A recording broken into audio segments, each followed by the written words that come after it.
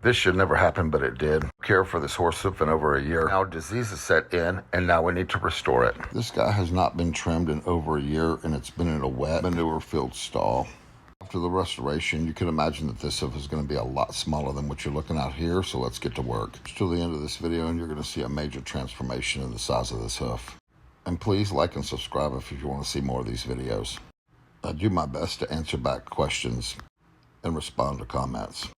The piece I'm grabbing onto right now is the frog. It has shedded, is diseased, melted to the sole, and this thing's going to have to come off. You can see it's going to follow none of its real functions. Will not be providing traction, assisting blood pumping out of the horse's hoof, helping with concussion, or what would have been nice, the expulsion of dirt and materials.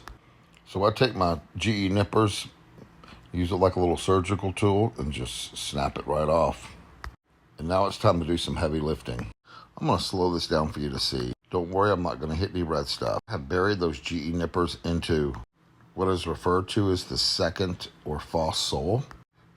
And you see those nippers, they're just driving in. Check this out. Watch this. Grab that edge right there, and I just pull this thing. And look how nasty. You can just feel the bacteria and stench. Nothing here is good for the horse. Now watch this.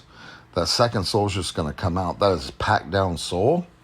Look at that thing.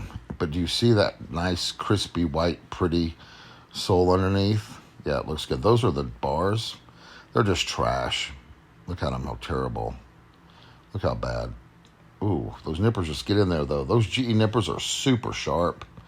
And yeah, I look like I'm being pretty, I'll just use the words aggressive, trying to pull this stuff apart. But this horse really isn't wanting to pick his hooves up. So I'm having to work a little bit quicker than I would want to. So I'm really just having to get in there and get the job done. And at some points, I'll actually use the words ripping and tearing. I've pulled my loop knife out because check this out. I think I have an abscess here. And I either do or did, because this spot is dark and it really heads down into the sole. I'm just trying to clean up around it a little. So far, I really haven't got any fluid, but I can tell that there was an abscess there. I'm not getting the desired fluid, so I'm going to move on. So now I'm going to knife out what was under that second sole with that moisture change that occurred.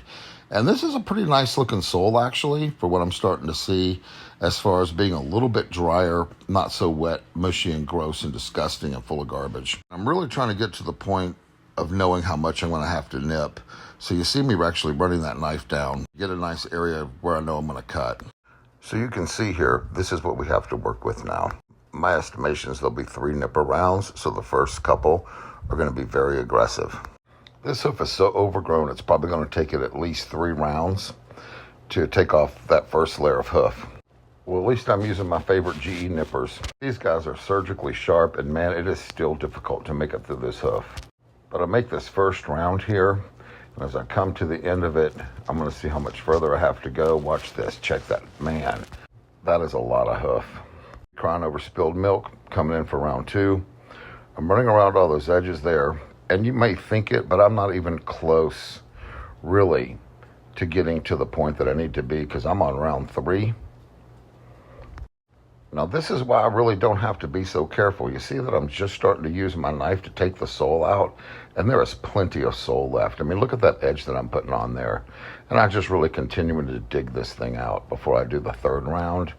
I come around that 3rd round, you can still see I'm taking a considerable amount of hoof off this thing.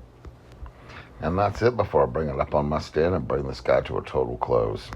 This is a reminder of where we started with this guy not being trimmed in over a year. We had to remove that diseased frog, that second sole, and 3 rounds of hoof wall. Quite an ordeal. I'll end up here for this nice hoof. It's very encouraging if you comment on this video, like it, and subscribe to my channel so I can make more.